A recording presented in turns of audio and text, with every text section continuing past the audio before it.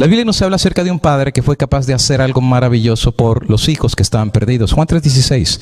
De tal manera amó Dios, nuestro Padre, al mundo, nosotros, que mandó a su Hijo unigénito, al único que tenía, para que todo aquel que en él crea no se pierda, mas tenga vida eterna. ¿Podemos decir amén a eso? Alabado sea el nombre del Señor. ¿Cuánto amó Dios al mundo? ¿Cuánto Dios lo amó? La Biblia simplemente dice de tal manera. Es más, en este lado de la eternidad no vamos a entender cuánto amor Dios tiene por nosotros. Es grande. El apóstol San Pablo dice que es más alto que el cielo, más profundo que lo mar. Es gigantesco el amor de Dios. Y ese es el amor que Dios tiene para cada ovejita que estaba perdida. Mandó a su Hijo para que todo aquel que en él crea no se pierda, mas tenga vida eterna. Así es que Dios nos ama, pero no es suficiente que Dios manifieste su amor por ti y por mí. El amor, para ser amor verdadero, tiene que ser correspondido. Y la única cosa que Dios pide de sus hijos, en ese grande y maravilloso amor que Dios nos dio, nos pide una sola cosa. ¿Qué es lo único que Dios nos pide a nosotros? All right, eso es verdad. Pero antes de esa obediencia hay una cosa anterior que Dios nos pide hacer. Lean el versículo. De tal manera amó al mundo que dio a su Hijo unigénito para que todo aquel que en él ¿qué?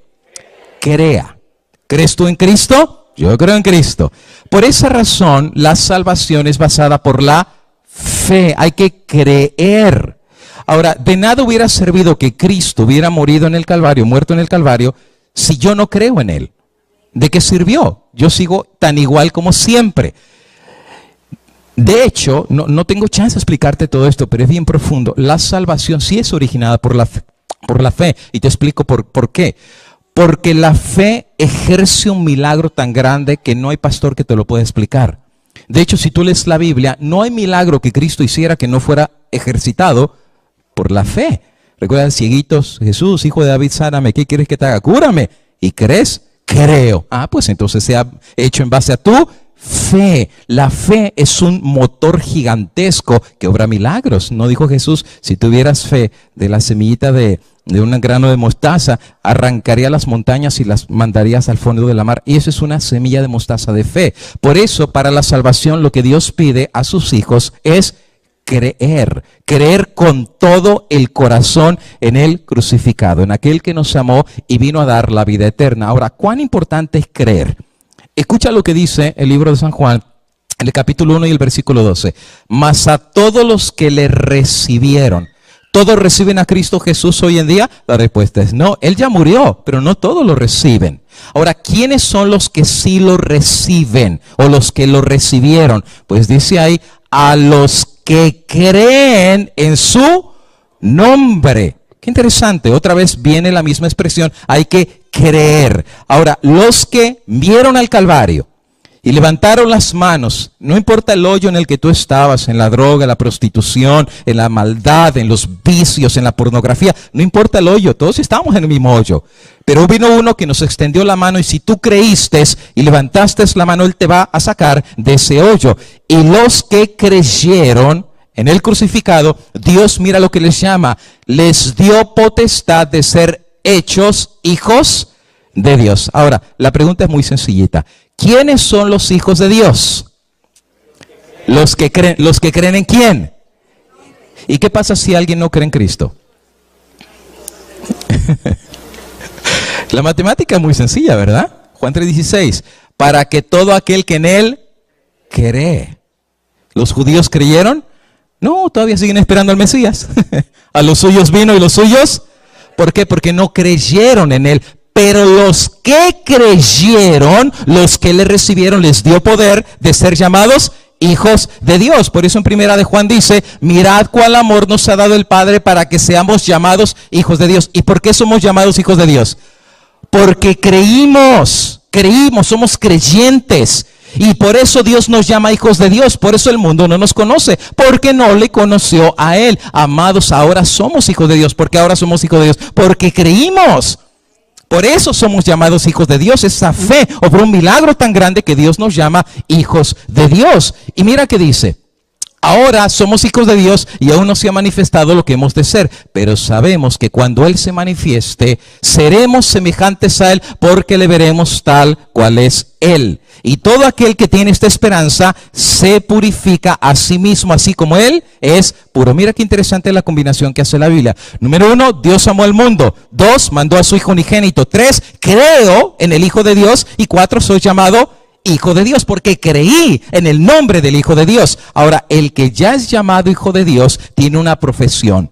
¿Y cuál es la profesión o el llamado que Dios le da? Se purifica a sí mismo, así como Él es puro. O sea, no solamente Dios te llama Hijo de Dios, Dios te llama a un ideal, a una profesión, a ser puro, así como Cristo es puro. No te deja en el hoyo, ¿verdad? Cristo te saca del hoyo. ¿Qué caso tendría que desde arribita del hoyo te diga, yo te amo, pero a ver quién te saca al rato? No, Él te sacó del hoyo, Él no te va a dejar en el hoyo, te va a limpiar. Una vez que te saca, te va a curar. O sea, Él va a hacer el procedimiento que Él tiene que hacer para ti. Ahora, aquellos que han creído y que ahora son llamados hijos de Dios, la Biblia les llama la iglesia de Cristo, los creyentes. El libro de Efesios en el capítulo 5 y el versículo 25 en adelante, mira cómo lo presenta el apóstol San Pablo. Y pone un ejemplo muy interesante de comparación y dice: maridos, amad a vuestras mujeres, así como Cristo amó a la iglesia, porque de tal manera amó Dios al mundo. Y los que creyeron, la iglesia, son llamados hijos de Dios. Y se entregó a sí mismo por ella para santificarla. Qué interesante. Regresando a 1 Juan, para purificar, ¿se fijan? O sea, la rescata para limpiarla, la rescata para purificarla. Y sigue diciendo, para santificarla, habiendo purificada por el lavamiento del agua por la palabra. Por eso Cristo le dijo a los apóstoles que creyeron: vosotros ya estáis limpios por la palabra que os he hablado. Ahora, ¿por qué Cristo a los que rescató y los que creyeron los está limpiando? ¿Por qué los está limpiando? ¿Por qué los está purificando? ¿Por qué los está santificando? Dice Pablo, a fin de presentársela, la iglesia, a sí mismo como una iglesia. ¿Qué clase de iglesia? Gloriosa, y que no tuviese ¿qué? Mancha, ni arruga, ni cosa semejante, sino que fuese santa y gloriosa. ¿Qué clase de iglesia está buscando Cristo? Una iglesia santa, gloriosa y limpia, sin arruga, ¿verdad? Ahora, ¿por qué Cristo está preparando una iglesia así? ¿Quién es esa iglesia? Los que creyeron, los que aceptaron a Cristo como Señor y Salvador. Dios les da el privilegio de ser llamados hijos de Dios, y entonces Cristo hace la obra para prepararlos. ¿Para qué los va a preparar? ¿Ha escuchado la boda del Cordero? Viene una boda y la iglesia va a ser vestida para ser presentada a Cristo. Ahora, ¿alguna vez tú has asistido a alguna boda? Yo he casado a varias personas y déjame decirte que cuando me ha tocado el privilegio de casar a la gente, pues siempre acá está el pastor, ¿verdad? Uno está acá parado, el novio ya está parado acá, pero déjame decirte que la gente no está esperando ni al pastor ni al novio. ¿Sabes a quién está esperando la gente? A la novia. Y todo el mundo está sentado, nos estamos viendo, pero de repente se escucha una música especial, la puerta se abre. ¿Quién va a entrar allá? La novia. ¿Y cómo entra la novia? ¿Cómo está vestida la novia? De blanco. ¿Por qué de blanco? ¿Qué representa el blanco? Pues hay mujeres que se casaron ya 3 veces y todavía se casan de blanco. No, ya no. Porque el blanco representa pureza, virginidad, limpieza, no hay mancha, no hay arruga, no hay nada. Por eso se casan de blanco. El blanco representa la pureza. Ahora, ¿cómo está el pelo de la novia? Está, estaban 3-4 horas al salón, ¿verdad? Que las arreglen, vienen con un velo, las manos preciosas, todo en ella está arreglado. Es más, entra tan impresionante la novia que la gente no aguanta más y la gente se para, casi para hacerle una ovación a la novia, y todos los ojos no están en el novio, no están en el pastor, están en la novia. Y cada paso que es más, hasta tiene que entrar un niño para tirar pétalos de rosa, ¿verdad? Delante de la novia. Y es que es tan espectacular como la novia está vestida, que el centro de atención en la boda es la novia. Ahora, Cristo, a los que le recibieron, a los que creyeron en su nombre, a su iglesia, la está limpiando, la está lavando y la está purificando. Los que son llamados la iglesia del Cordero. Qué interesante. Viene una boda y finalmente va a ser la iglesia presentada delante del Señor como una virgen. Segunda de Corintios capítulo 11 y el versículo 2. Pues os celo con celo de Dios. Y Dios es celoso, ¿verdad? Dice, celo, con celo de Dios, porque os desposado con un solo marido para presentaros como una virgen pura a Cristo. ¿Y de quién está hablando el apóstol San Pablo? La iglesia. Ahora, la intención de Dios es que la iglesia, los que creyeron en Él, los que son llamados hijos de Dios, sean como una virgen pura, limpia, blanca, sin mancha, resplandeciente.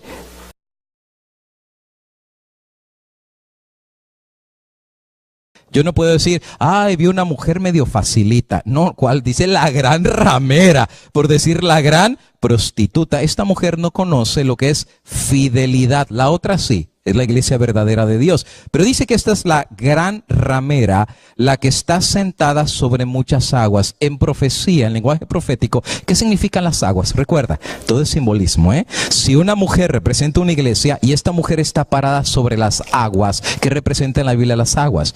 En la Biblia las aguas representa gente. Apocalipsis 17:5, muchedumbres, naciones. Quiere decir que esta iglesia tiene poder sobre mucha gente. Por eso dice ahí que está sobre muchas aguas. No dice solamente sobre agua, sobre muchas aguas. Apocalipsis 17:5 es que las muchas aguas son cantidad de naciones, gente, muchedumbre. Eso no es una iglesita chiquita, es una iglesia gigantesca que tiene una influencia sobre multitudes. Y dice que además esta ramera fornicó. Ah, ¿te fijas? Una iglesia verdadera, su fidelidad es a Dios. Esa es una iglesia verdadera. A Dios, creyó en Dios y su fe está en Dios y parada sobre la palabra de Dios. Pero esta ramera no fue fiel a Dios. ¿Con quién se acostó esta ramera? Pues dice ahí que se acostó con los reyes de la tierra. ¿Qué acaso Cristo no dijo, mi reino no es de este mundo? Ah, pero esta ramera dice, sí, ¿cómo de que no? Claro que es de este mundo. Y los bienes materiales y el reinado que viene como resultado de estar con los reyes de la tierra, esta ramera lo recibió. Por eso le llaman la gran ramera, porque no se acostó con un solo rey, se acostó con los reyes de la tierra. Por eso es una gran ramera, es una prostituta, gran prostituta. Y además los moradores de la tierra se han embriagado con el vino de su fornicación. Quiere decir que esta mujer tiene un vino, mañana te voy a hablar del vino de Babilonia, y este vino se lo ha dado a beber en la boca a la gente. ¿Cuál es el resultado de que la gente ha tomado el vino que esta mujer le ha dado? Borrachera. Por esa razón a esta mujer se le llama Babilonia. ¿Qué significa la palabra Babilonia? Confusión. Quiere decir que el vino que esta mujer le está dando a la gente está produciendo confusión. Por eso la gente está tan confundida allá afuera. La gente dice, yo ya no sé ni a qué a la iglesia ir, esto es una confusión. Claro que es una confusión, porque han bebido del vino de Babilonia, pero la culpa no la tiene la gente. Porque mucha gente está borracha y ni cuenta se da que está borracha. La culpa la tiene aquella ramera que les ha dado de beber el vino de su fornicación y los embriagó. Dice, están borrachos con el vino de su fornicación. Y sigue diciendo la palabra del Señor, y me llevó en el espíritu al desierto y vi una mujer sentada sobre una bestia escarlata. En la Biblia una bestia representa también un poder, puede ser religioso o puede ser político. Ahora, la mujer está sentada sobre la bestia. Ahora, ¿quién controla a quién? ¿La bestia controla a la mujer o la mujer controla a la bestia? Bueno, usualmente el que cabalga un animal es el que controla al animal. ¿Te has montado en un caballo?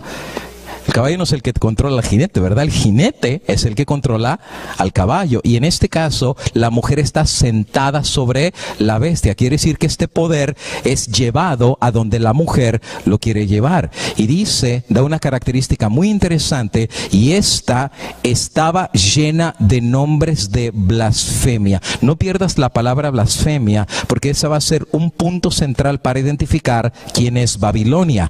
Tenía 7 cabezas, 10 cuernos, la bestia, y la mujer está vestida de púrpura y escarlata. Recuérdate que la iglesia verdadera de Dios, la primera mujer está vestida de blanco, representa pureza. Los que creyeron en Cristo fueron lavados por la palabra de Dios. Pero esta otra mujer no está vestida de blanco, está vestida de púrpura y está vestida de rojo. Déjame decirte que en la Biblia el color rojo simboliza no solo muerte, también simboliza pecado. Recuerda lo que dice Isaías: si vuestros pecados fueren rojos como la grana. En la Biblia el rojo representa el pecado, y precisamente ese color es el color de la gran prostituta, rojo y escarlata, y adornado de oro, piedras preciosas y de perla. Claro, le ha resultado bien prostituirse con los reyes de la tierra. El resultado es que es rica, tiene oro, y además en la mano tenía un cáliz de oro lleno de abominaciones. Otra vez aparece la palabra blasfemia y aparece la palabra abominación, y de la inmundicia de su fornicación. Y a esta mujer se le llama Babilonia la Grande. Está llena de blasfemias. Apocalipsis 17:3 lo explica así: vi la mujer sentada sobre la bestia, llena de nombres de blasfemia. Y tú vas a ver que constantemente la palabra blasfema y abominación son ligadas en la descripción de la gran ramera, de la prostituta. Apocalipsis 17 sigue diciendo: y en su frente, la frente de la ramera, la que está sentada sobre la bestia, estaba escrito un nombre, un misterio, y el nombre de esta mujer es llamado Babilonia la Grande, la madre de las rameras. ¡Wow! La madre de las rameras y de las abominaciones de la tierra. ¡Wow! ¿Quién es esta mujer? Solamente hay dos mujeres en Apocalipsis: la que está vestida de sol y la que está vestida de púrpura y escarlata. La iglesia verdadera de Cristo y la prostituta que, en vez de haberle sido fiel a Dios, se corrompió y se acostó con todos los reyes de la tierra y ha emborrachado al mundo de la inmundicia de su fornicación y de sus abominaciones. Tengo que repetir, para que nos quede claro en la mente: no existen 3000 iglesias, solamente hay 2 iglesias. Si tú haces un análisis de la Biblia es muy consistente. Siempre la Biblia presenta solo 2 grupos. No presenta 3 ni 4, solamente a 2 grupos: el trigo y la cizaña. Los que se pierden, los que se salvan, los que recogen, los que desparraman, los que tienen el sello de Dios, los que tienen la marca de la bestia, los que pertenecen a la iglesia verdadera, los que pertenecen a la iglesia falsa. Solamente hay 2 grupos, no existen 3 grupos. Todas las iglesias caen en una o en otra categoría: o tu iglesia es Babilonia, o es hija de la ramera, o tu iglesia es la iglesia verdadera. La pregunta del millón es: ¿cuál es la iglesia de Babilonia?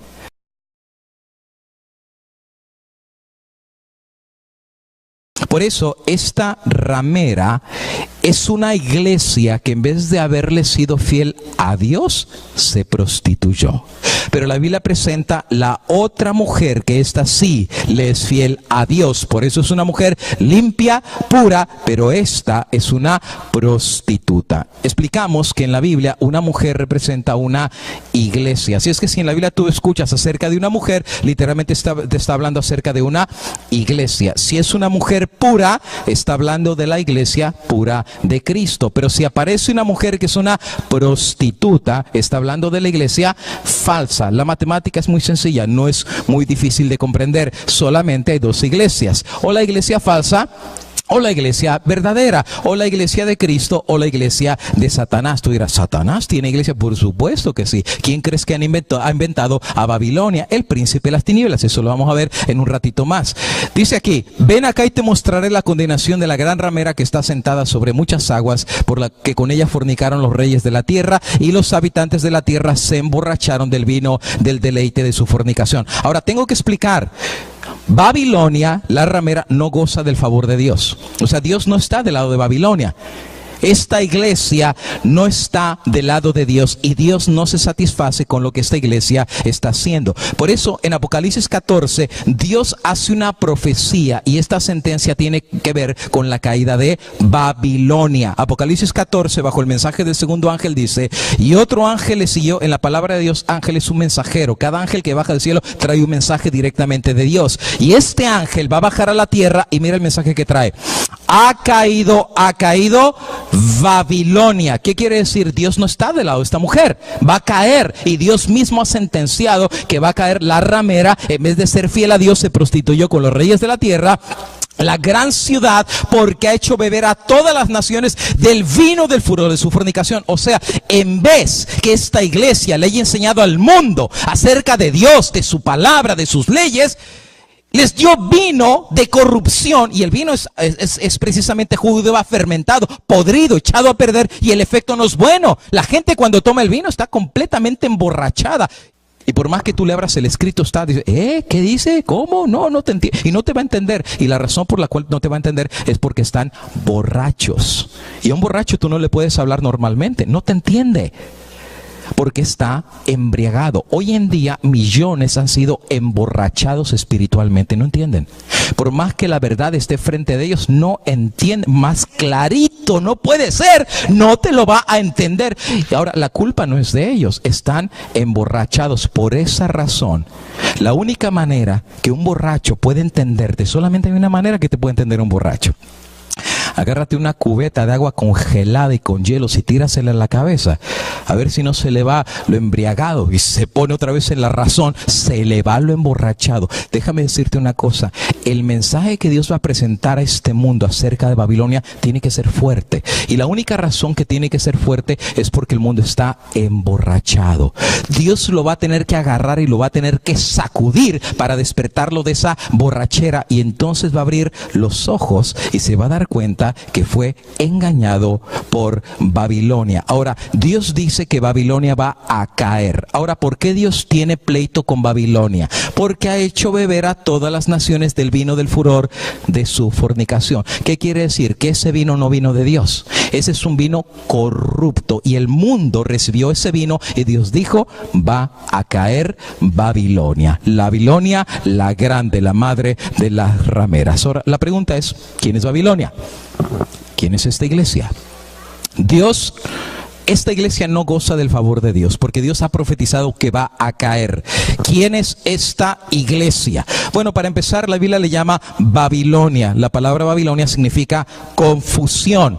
Le llama en Apocalipsis 17 la gran ramera, pero también le llama Babilonia la grande. Ahora, tengo una pregunta. Cuando yo leí este versículo, siempre a mí se me hizo la pregunta tan interesante: ¿por qué la Biblia a la ramera le llama Babilonia? Ahora, Babilonia era una ciudad, existió como Babilonia. Recuerda de las 7 maravillas del mundo, una de ellas estaba en la ciudad de Babilonia, que eran los jardines colgantes. Eso era maravilloso. Pero Babilonia ya no existe como nación y como ciudad, ya no existe. Pero sin embargo, Apocalipsis se ubica en el fin del mundo, la caída del Babilonia. Tú puedes leer Apocalipsis 14, después del mensaje de los 3 ángeles viene Cristo por segunda vez, así es que es en el tiempo del fin. Pero hoy en día ya no existe Babilonia. O sea, no existe esa nación, pero la Biblia dice que va a caer Babilonia. ¿Por qué la Biblia anuncia la caída de Babilonia cuando Babilonia ya cayó hace un montón de tiempo? Miles de años atrás ya Babilonia no existe como ciudad, pero Apocalipsis dice, ha caído Babilonia. Ahora es muy sencillo de entender. Cuando la Biblia dice que va a caer Babilonia, no va a caer la ciudad ya cayó. Lo que Dios está diciendo que va a caer no es la ciudad. Lo que Dios dice que va a caer es la iglesia, que es llamada Babilonia. ¿Y cómo va a caer? Dios la va a desenmascarar. Y cuando la gente vea la realidad de lo que le ha enseñado, la gente va a abrir los ojos y va a caer de la gracia de la gente. Ha caído Babilonia. Ahora, hablando acerca de la Babilonia literal, la ciudad que existió, Dios ya tenía una profecía en el Antiguo Testamento que hablaba acerca de la caída de la ciudad. No de la iglesia del tiempo del fin, pero de la ciudad de Babilonia. Y eso tú lo vas a encontrar en Isaías capítulo 13, versículo 19 en adelante. Mira lo que Dios profetizó de Babilonia, la ciudad antigua. Y mira qué dice Isaías. Y Babilonia, hermosura de reinos y ornamento. No está hablando de la iglesia, está hablando de la ciudad de Babilonia. Dice, de la grandeza de los caldeos será como Sodoma y Gomorra, a las que Dios trastornó. Dios está profetizando que la ciudad como tal no iba a existir más. Así como Sodoma y Gomorra, Dios les puso un fin y las acabó. Dios dice de Babilonia, lo mismo le va a pasar a esta ciudad. Y mira lo que Dios profetiza de Babilonia: nunca más será habitada, ni se morará en ella de generación en generación. Solo que Dios está diciendo, una vez que caiga la ciudad de Babilonia, nunca más será reconstruida. Eso es palabra de Dios.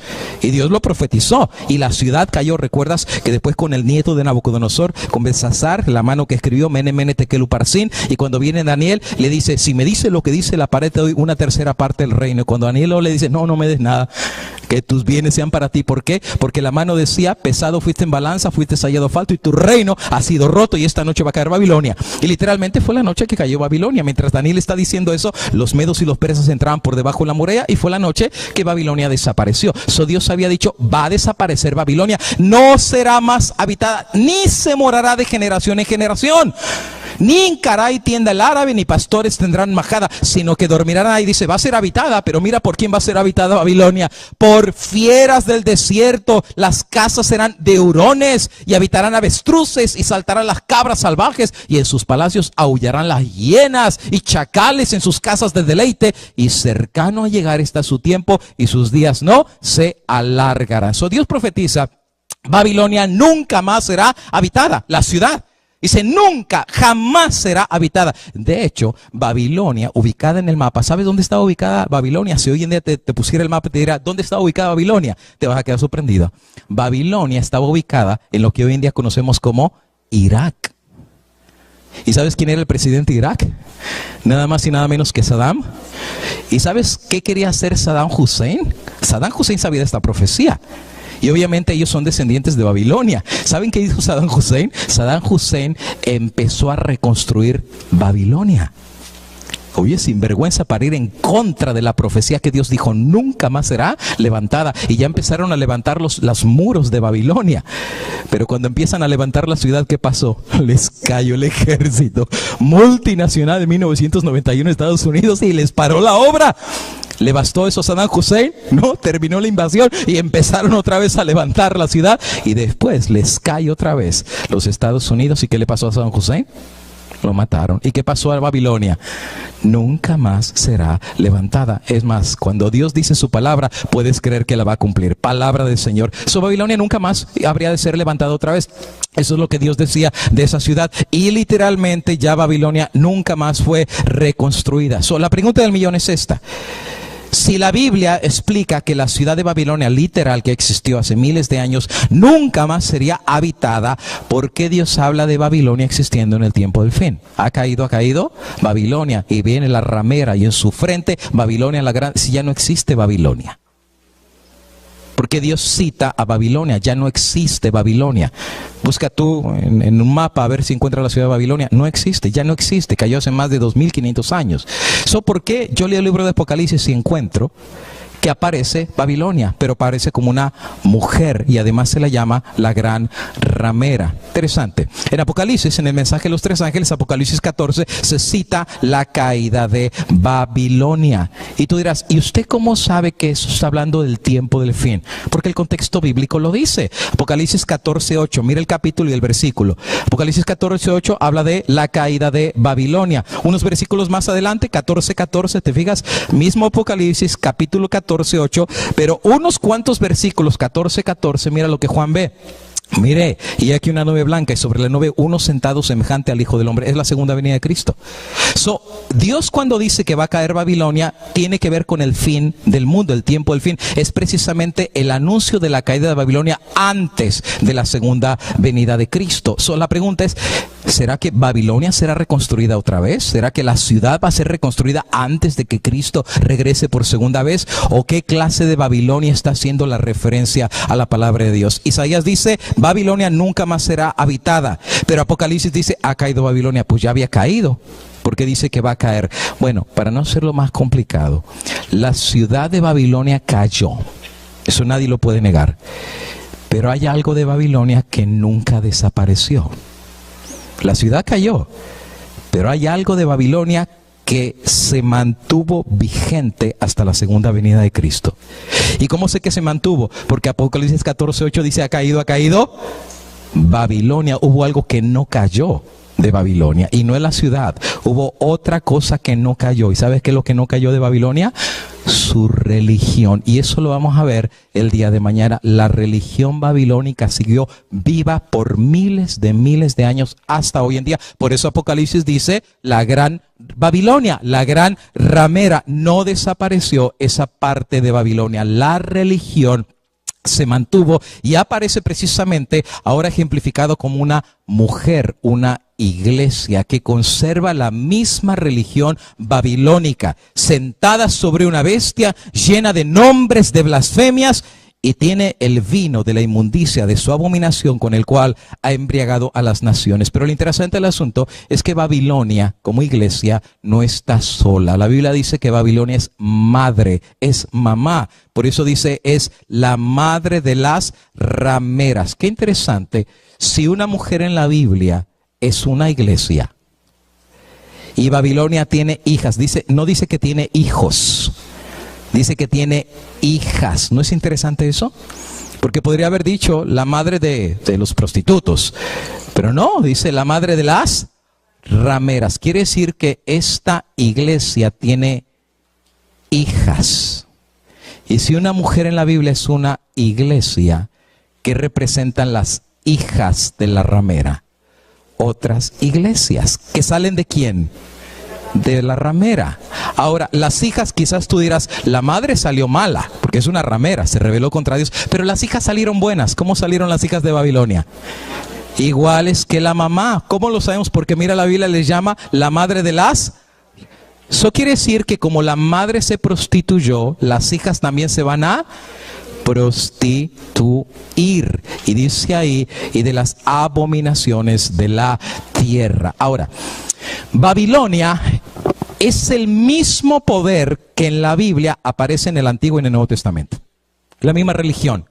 Pero en Apocalipsis y en Daniel y en otros lugares se lo presenta con diferentes símbolos, pero es el mismo poder. Y saben que Dios lo hace así de esta manera para no fallarle. Porque alguien podría decir, interpretaste mal. Pues entonces Dios te da otro símbolo, pero es exactamente el mismo poder o la misma iglesia. Te lo voy a leer de una manera bien rapidita para que tú puedas ver la simbología y vas a ver que es el mismo símbolo. Te voy a dar el primer versículo.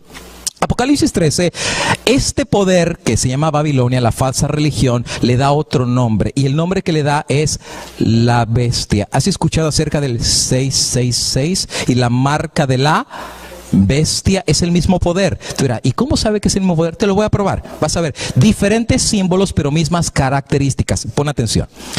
Y adoraron al dragón. En la Biblia, ¿quién es el dragón? Es Satanás. Apocalipsis capítulo 12 y el versículo 7 en adelante. El dragón en la Biblia es Satanás, es un símbolo de Satanás. Y adoraron al dragón que había dado autoridad a la bestia. Y adoraron a la bestia diciendo, ¿quién como la bestia? ¿Quién podrá luchar contra ella? Y se le dio boca a la bestia que hablaba grandes cosas y blasfemias. ¿Dónde apareció la blasfemia? ¿Recuerdas de Babilonia? Que está llena de nombres de...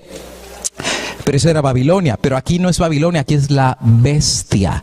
Pero la bestia está llena también de nombres de blasfemias. Y se le dio autoridad para actuar 42 meses. Y abrió su boca la bestia en blasfemias. ¿Contra quién? Quiere decir que esta iglesia, este poder, no se la agarra con la gente. Este poder se la ha agarrado contra Dios. Por eso dice que habló blasfemias contra Dios. Si tú me ofendes a mí, eso no es una blasfemia. Eso me estás faltando respeto. That's it. Pero para tú cometer una blasfemia, tú tienes que hablar cosas no contra mí, sino contra Dios. Y esta bestia, este poder, habla blasfemias contra. Sí, ¿sabes qué significa en contra, verdad? O sea, cuando tú te le pones enfrente a alguien en tono de desafío, eso es en contra. O sea, de aquí no pasas y te le plantas ahí y te le pones en contra. Esta bestia, este poder, se le puso contra Dios hablando blasfemias para blasfemar de su nombre, su tabernáculo y de los que moran en él. cielo. Ahora tú dirás, ¿y cómo yo sé que esta bestia es Babilonia y representa el mismo poder? Porque las dos bestias son diferentes símbolos. Dios puede usar los símbolos que Él quiera, pero las características son las que cuentan. En Apocalipsis 13 se le llama la bestia, en Apocalipsis 17 la mujer, que es la ramera, Babilonia la grande. Pero estos dos poderes tienen las mismas características. Ahora te pongo los versículos juntos, es más fácil que lo veas así. Apocalipsis 13 dice, me paré sobre la arena del mar y vio la bestia. Aquí vio una mujer, bestia y mujer. Y dice ahí, y que tenía 7 cuernos y 10 cabezas, sentada sobre una bestia escarlata. Y dice aquí que esta bestia tenía un nombre blasfemo. Pero Babilonia, la mujer, dice ahí, llena de nombres de blasfemia. Comparten esa característica. La ramera es blasfema, pero también la bestia es blasfemia. Y la blasfemia es contra Dios. Quiere decir que la bestia está contra Dios, pero también Babilonia está contra Dios. Son el mismo poder. Ahora, hay un tercer elemento, símbolo, que habla exactamente de lo mismo. En alguna otra parte de la Biblia habla del mismo poder que habla blasfemias contra Dios. Por supuesto que sí, pero no está en el Nuevo Testamento, está en el Antiguo Testamento. ¿Cuál es el libro gemelo del libro de Apocalipsis? El libro de Daniel. Y mira lo que dice en el libro de Daniel. Capítulo número 7, Daniel ve 4 bestias que salen del mar. Eran 4 naciones. De hecho, curiosamente, los que no creen en la Biblia no pueden con este capítulo de la Biblia. Los que se burlan de la Biblia, que no sé qué, tú le sacas Daniel 7 y se quedan con la boca callada. Porque estas 4 bestias que ve Daniel eran las 4 naciones que iban a gobernar al mundo. Y literalmente, como así Dios se lo presentó a Daniel, así vinieron. La primera bestia era Babilonia, la segunda era Medo-Persia, la tercera Leopardo era Grecia y la cuarta era el Imperio Romano. Por cierto, a Cristo le tocó vivir en esta cuarta bestia, entre el imperio de los romanos. Y de hecho la historia lo certifica, que precisamente esta fue la correcta sucesión de los reinos que vendrían sobre la tierra. Daniel ve estas 4 bestias, viene Babilonia y cae, y después viene Medo-Persia y cae, después viene Grecia y cae, y después viene Roma, el poder y el imperio romano. Y mire lo que dice acerca de Roma. Seguí mirando la visión, que Daniel capítulo 7, de la noche, y vi una cuarta bestia, era un cuarto reino, terrible y espantosa y muy fuerte. Eso cuando Daniel la ve, dice, wow, se queda bien sorprendido. Dice, ¿qué es esa bestia? Era el imperio romano. Y dice, y tenía grandes dientes de hierro, y devoraba y destrozaba y pisoteaba las obras con sus pies. Era diferente a todas las bestias y tenía 10 cuernos. Apocalipsis 13, la bestia tenía también 10 cuernos. Y me dijo, la cuarta bestia será un cuarto reino. ¿Te fijas? La misma Biblia lo explica, yo no tengo que dar explicación. ¿Qué representa una bestia? Un reino. Daniel 7:23.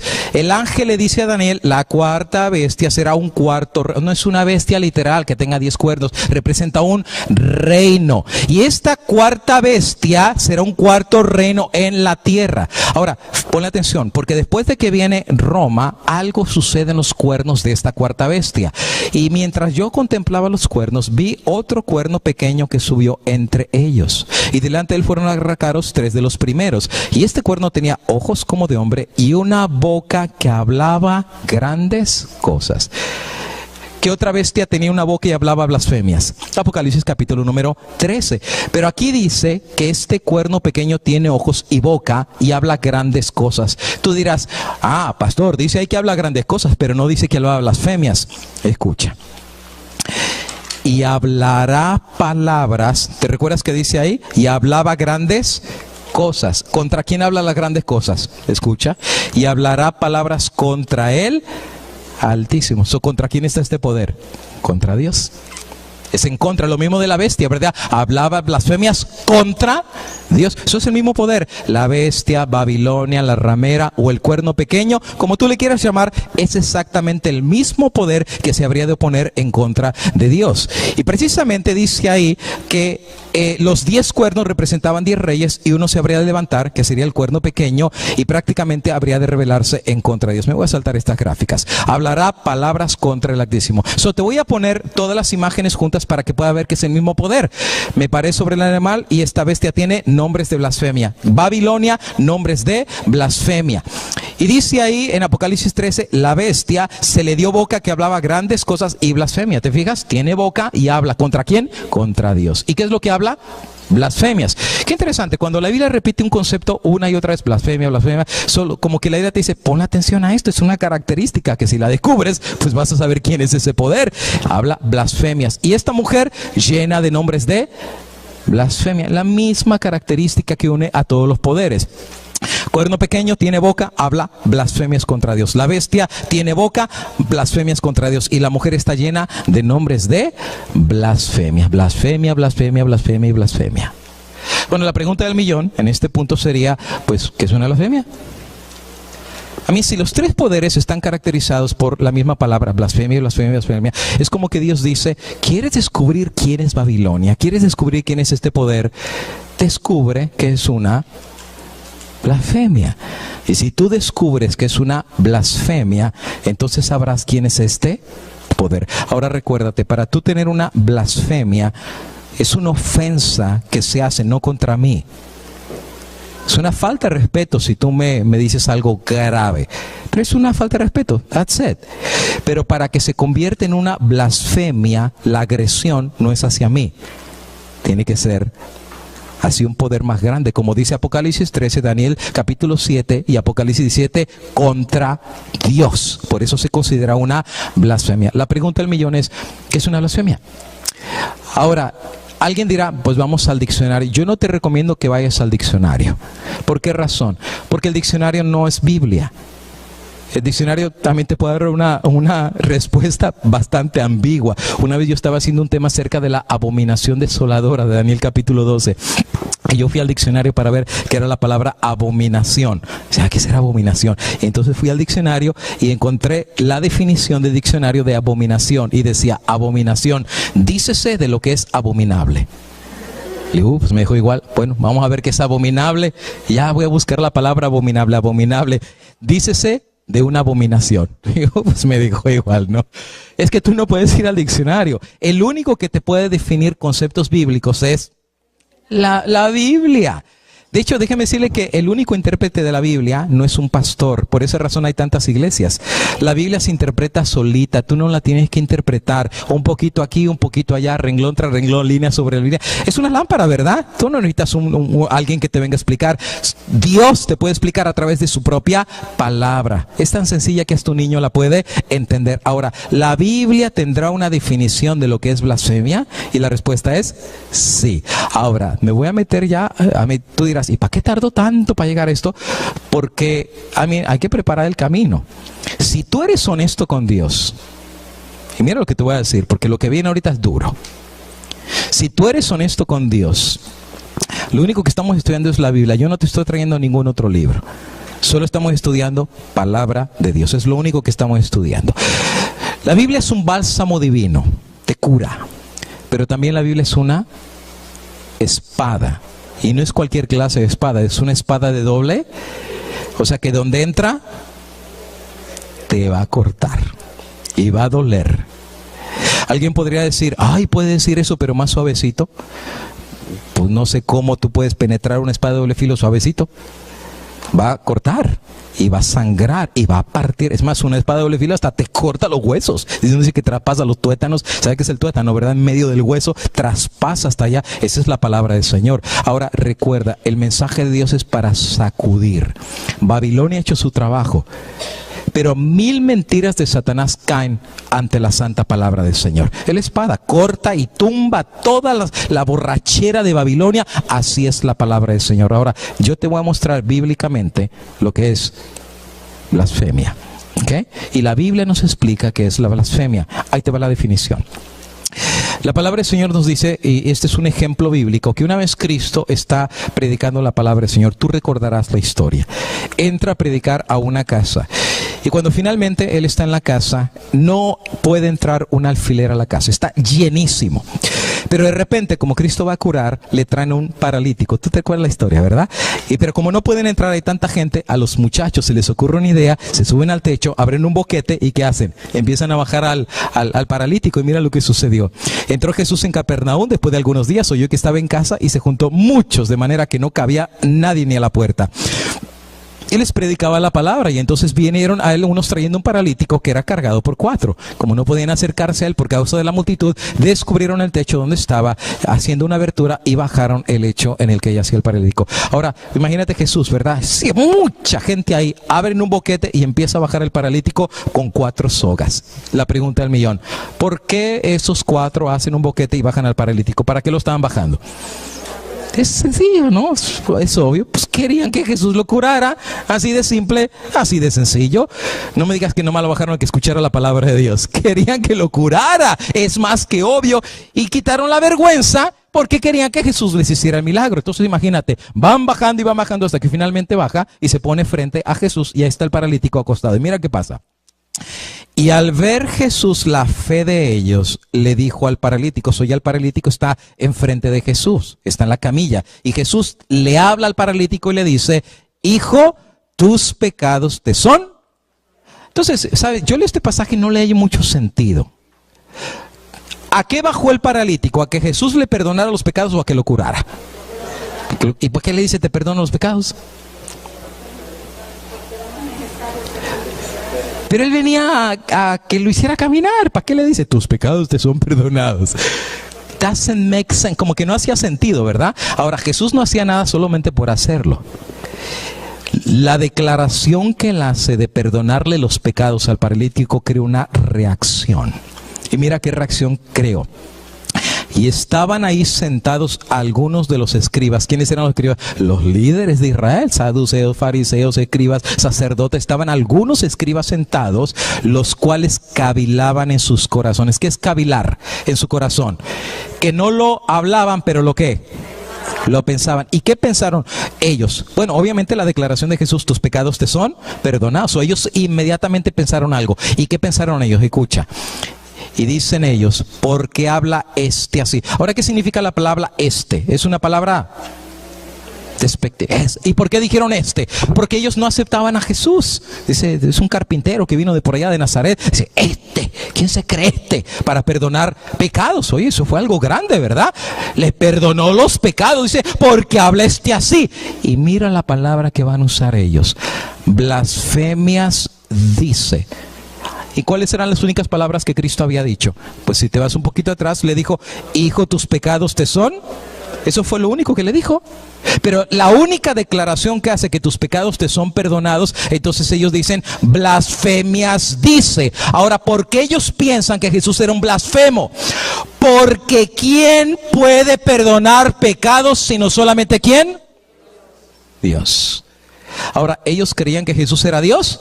No, por eso decían era un blasfemo. Yo te pregunto, ¿era Jesús blasfemo por perdonar los pecados al paralítico? No, ¿por qué no? Porque era Dios. Ellos tenían razón, solo Dios lo puede perdonar. Y como Cristo era Dios y es Dios, Él puede perdonar los pecados. Antes y hoy en día todavía los puede perdonar. Pero un ser humano que no sea Dios y se atreva a perdonar pecados, ¿cómo le llama eso la Biblia? ¿Qué pensarías de mí si yo te dijera, hermanos, por el hecho de ustedes haber venido esta noche a escuchar la palabra de Dios, les doy un regalito? Todos se pueden ir a su casa perdonados los pecados, yo se los perdono. ¿Qué pensarían de mí? ¿Por qué? Porque yo estoy cargado de pecados también. ¿Quién soy yo para perdonarte un pecado cuando yo mismo también tengo un montón de pecados? Y aparte, esa prerrogativa no me corresponde a mí, solamente a quién. A Dios. Si alguno hubiere pecado, abogado tenemos delante del Padre. ¿A quién? A Jesucristo el justo. Y Él nos puede perdonar los pecados y limpiarnos ¿de qué? De toda maldad. Pero alguien que se atreva a perdonar pecados sin ser Dios, la Biblia le llama blasfemia. Ahora, interesantemente, Babilonia tiene nombres de blasfemia. Y no solamente Babilonia. La bestia habla blasfemia, el cuerno pequeño habla blasfemia, y Babilonia está llena de nombres de blasfemia. Y las blasfemias las dice con su boca. Blasfemias que un ser humano perdone pecados. No sé si me van siguiendo. Pero Babilonia, su característica principal es que está llena de nombres de blasfemia. La pregunta es, ¿existirá hoy en día? Recuérdate que Babilonia, la mujer representa una iglesia, ¿right? Una iglesia pura, la iglesia verdadera de Cristo. Una iglesia llena de hombres de blasfemia y vestida escarlata representa la iglesia falsa. ¿Existirá hoy en día una iglesia que se atreva a perdonar pecados? No me contestes, solo piénsalo. Porque la característica de Babilonia es que seres humanos perdonan pecados. Es una blasfemia, solo Dios los puede perdonar. De las 3,000 iglesias que existen hoy en día, existirá una. Ahora es la característica bíblica, ¿ve? Yo no te estoy dando las características están en la Biblia. Existirá una iglesia que se atreva a perdonar pecados. Ahora, no hay mucha ciencia que darle. La respuesta es no. ¿Por qué no? Porque realmente ninguna iglesia se cree que tenga el poder de poder absolver a otro ser humano sus pecados. Pero, escucha, sí existe por lo menos una que toma como dogma el hecho de perdonar pecados a los hombres. A esto se le llama sacramento o también se le llama penitencia. ¿Qué clase de sacramento se le llama? El sacramento de la confesión. ¿Confesión de qué? Bueno, de hecho han construido lo que se llama el confesionario, como este que ustedes ven acá atrás, en el cual un pecador va no con Dios, sino con un hombre, se postra de rodillas y confiesa sus pecados. ¿Y a quién se los confiesa? ¿A Dios? A un hombre. Y después de que este hombre escucha la confesión, que se le abre el corazón. Ahora yo te lo digo porque toda mi vida viví en eso. Yo sé lo que te estoy hablando.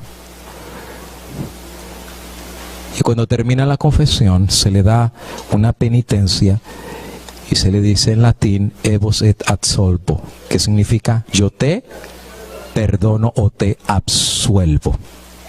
De hecho, aún a los niños se les está enseñando guías para la confesión de los niños. Cómo ayudar a los niños a hacer su confesión ante un hombre. Y de hecho, la regla es que si tú no te confiesas primero, tú no puedes comulgar. ¿Sabes qué significa comulgar, verdad? Que te dan la hostia. Por cierto, ¿qué forma tiene la hostia? ¿Y por qué redonda? Bueno, mañana no te pierdas el vino de Babilonia. Mañana voy a explicar todas estas cosas. Porque si yo leo correctamente la Biblia, cuando Jesús hizo la Santa Cena, dice que partió el pan. ¿De dónde sale lo redondo? No de la Biblia. La Biblia no enseña que la comunión se tiene que hacer con un círculo en forma redonda.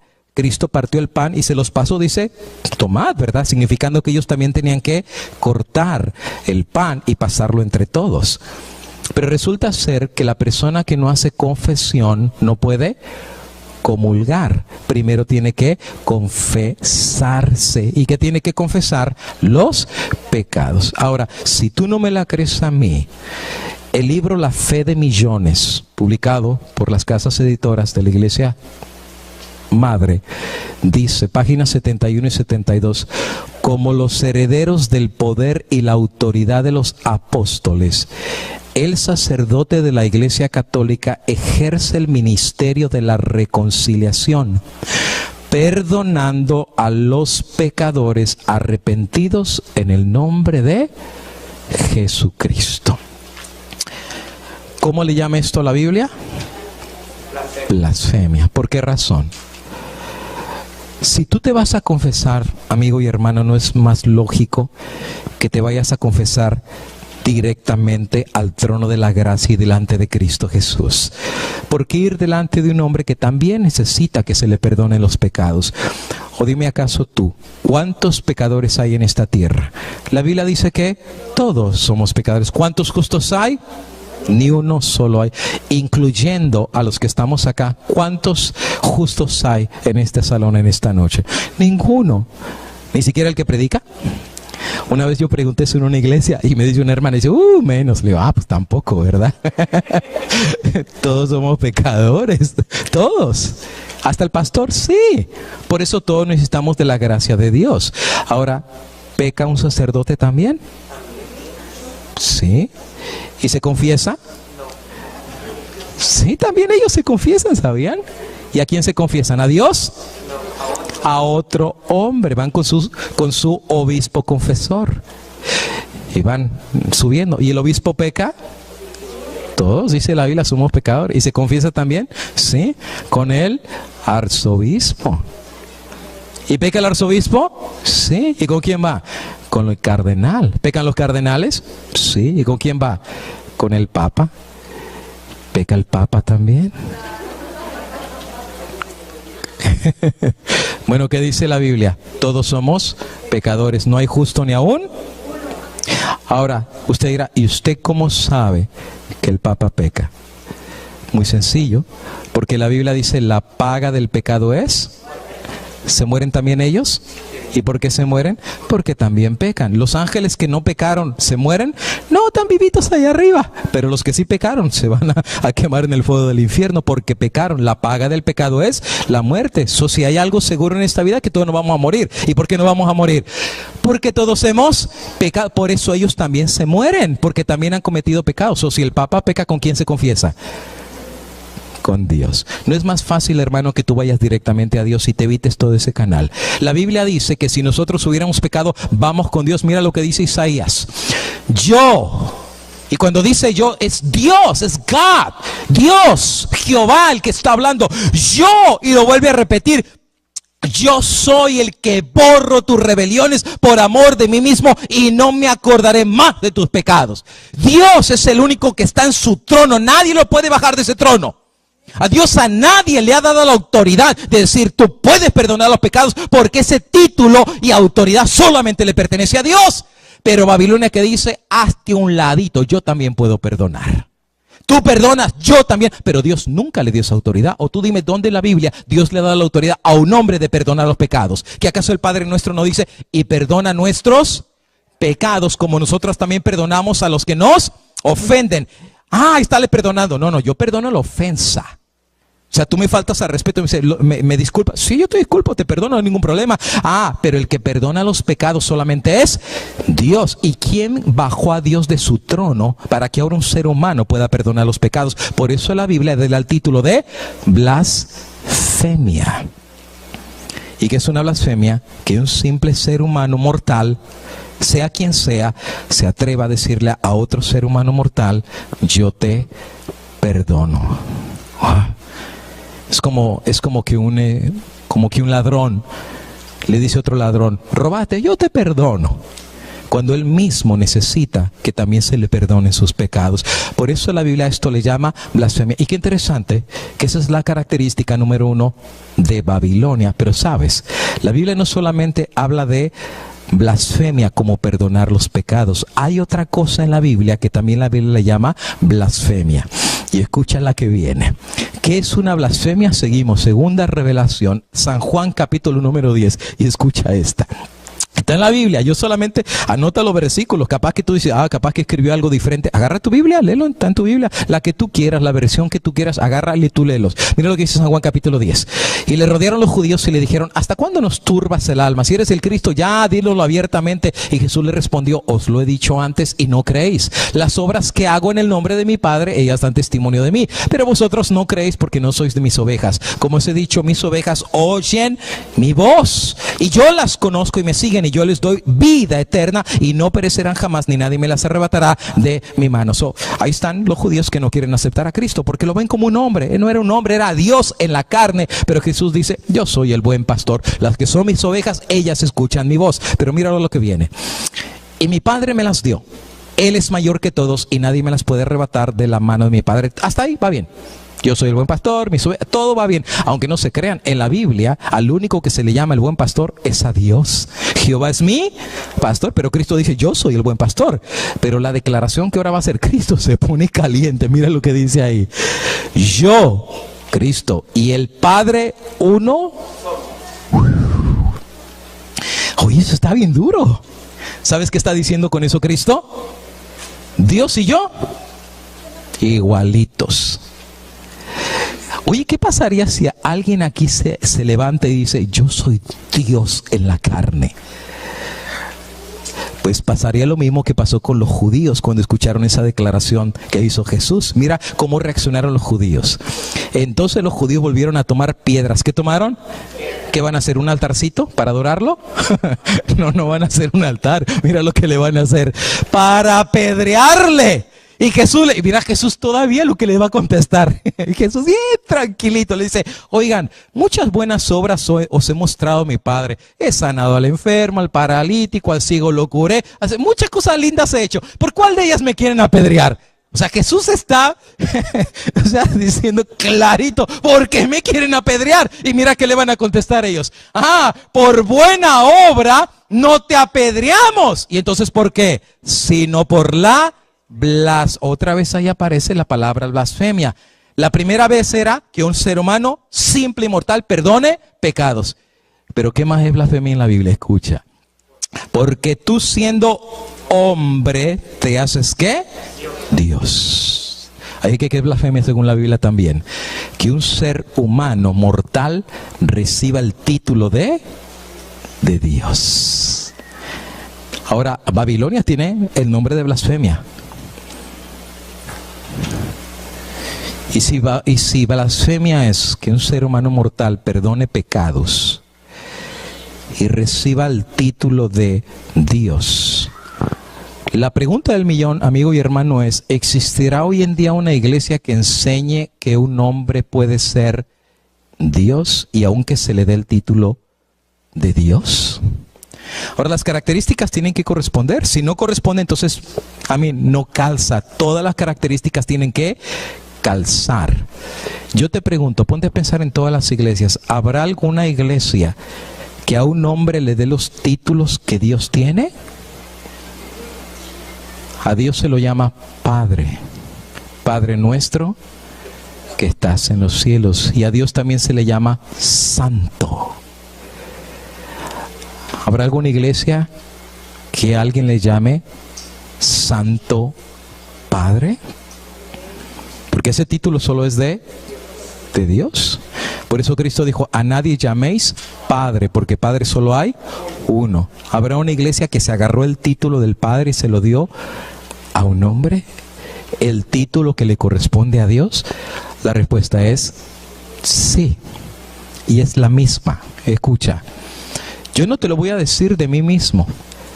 Te lo voy a decir según las encíclicas canónicas de la iglesia. Para los que entiendan inglés, ahí les va. Si no, ahí viene la traducción. Artículo número 18 de las constituciones canónicas de la Iglesia Católica. Eso está en sus libros. A lo que considera la autoridad del Papa, el Papa es como si fuera, a ver los que saben inglés, ¿qué dice ahí? Óyeme. ¿Sabes cómo se llama esto en la Biblia? Es una blasfemia. Porque si fueran Dios, ¿por qué se mueren? Dios es inmortal, Dios no puede morir. ¿Pero por qué razón ellos mueren? Porque no son Dios. Pero dice ahí, no, ¿cómo de que no? Es como si fuera Dios en la tierra. Por eso no te sorprendan que le besan la mano. Y no solamente se le besa la mano, se postran delante. Ahora, yo sé que lo que estoy diciendo es bien duro. Te lo tengo que decir. Si para ti esto es nuevo, puede ser que te esté agarrando, como dije hace rato, una cubeta de agua helada. Porque cuando yo aprendí esto, hermano, es como que a mí una espada me traspasó de lado a lado. Porque si alguien quería todo esto, era un servidor. Yo tengo 2 tías monjas, madres superioras. Una dirigió un convento de 500 y otra dirigió un convento de 300. Si alguien hizo peregrinaciones todos los años a San Juan de los Lagos, era este servidor. Y nosotros teníamos una tienda y la tienda se llamaba San Judas Tadeo. Si alguien creía en esto, éramos nosotros. Pero no sabíamos.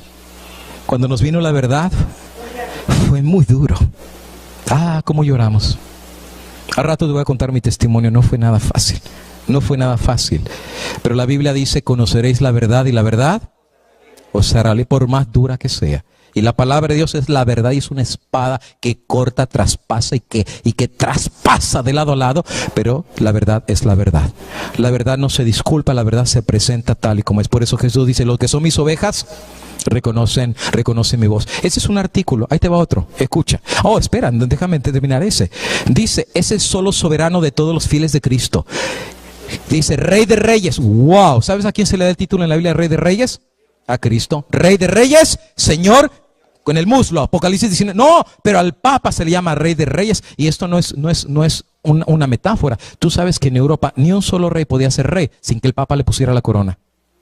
¿Por qué? Porque encima de los reyes de esta tierra había otro rey. Por eso se le llamaba Rey de Reyes y Señor de Señores. Ahora sigue escuchando. Teniendo la plenitud de los poderes inquebrantables, confiados a Él por el omnipotente Dios, para gobernar los reinos terrenales y celestiales. ¡Wow! Una más.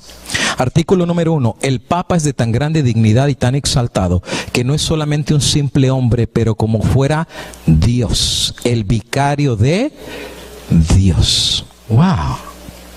Es una blasfemia. ¿Quién bajó a Dios de su trono para que se subiera un ser humano ahí diciendo yo soy Dios?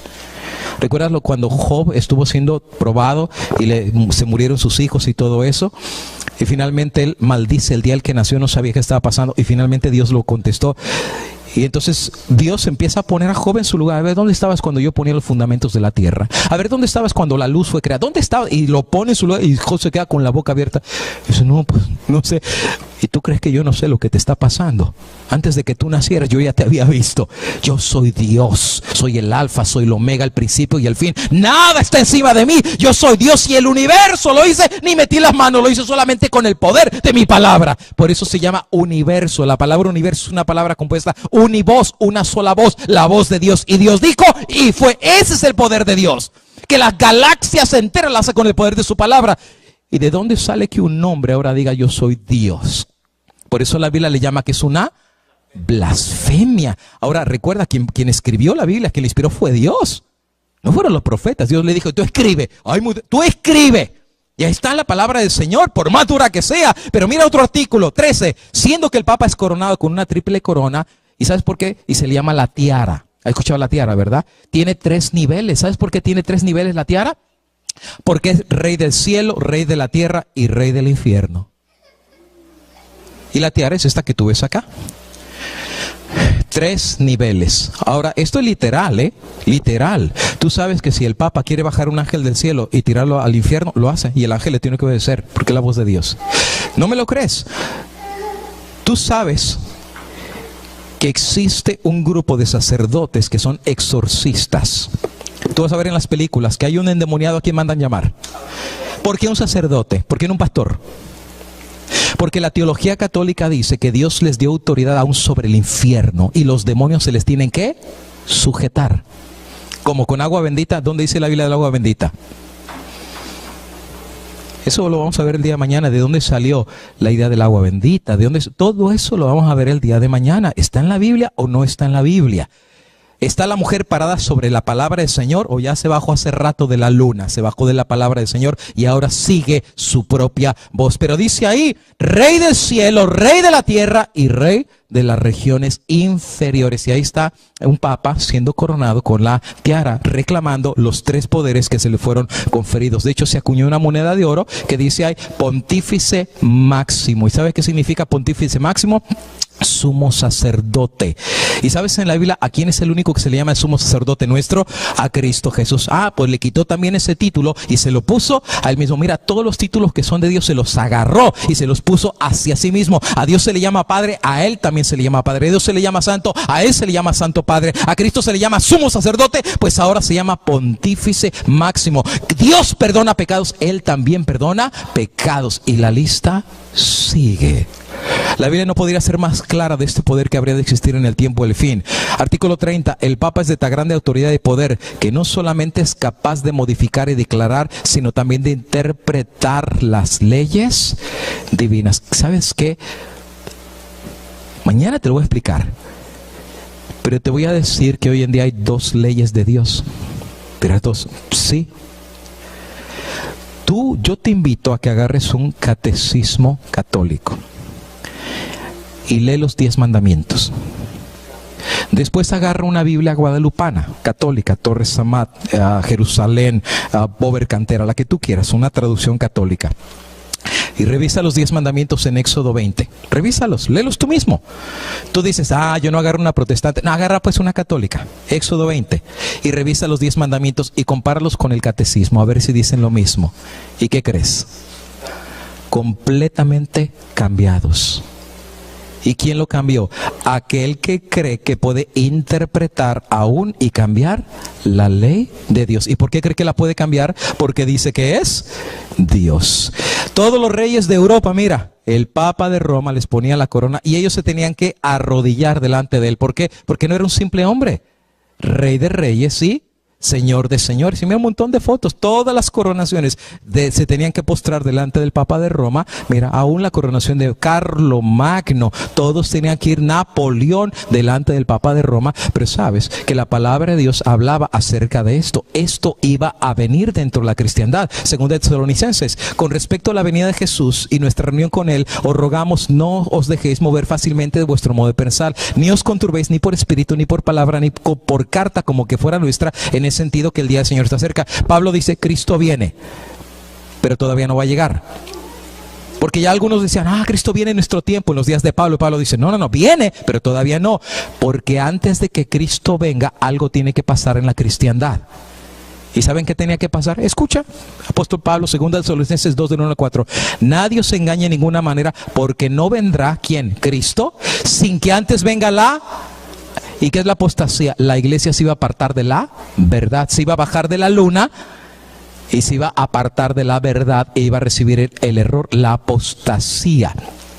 Y una vez que apostatara, se manifestaría el hombre de pecado, el hijo de perdición, el cual se opone, ¿recuerdas? En contra de Dios, se opone y se levanta contra todo lo que se llama Dios. Es el mismo poder. Hombre de pecado, el cuerno pequeño, la bestia, Babilonia, es lo mismo. Se levanta contra Dios o es objeto de culto, tanto que se sienta en el templo de Dios como Dios, haciéndose pasar por Dios. Más clarito que el agua no puede estar. O sea, es que mira, cuando Dios te da una característica, se cumple exactamente así como Dios la ha dicho. Y esto se cumplió en Babilonia.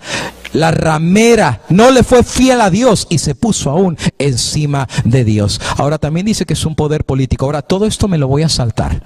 Por eso dice ahí que está sentada sobre muchas aguas y ha fornicado con los reyes de la tierra. ¿Existe alguna iglesia hoy que tenga relaciones políticas con los políticos de la tierra?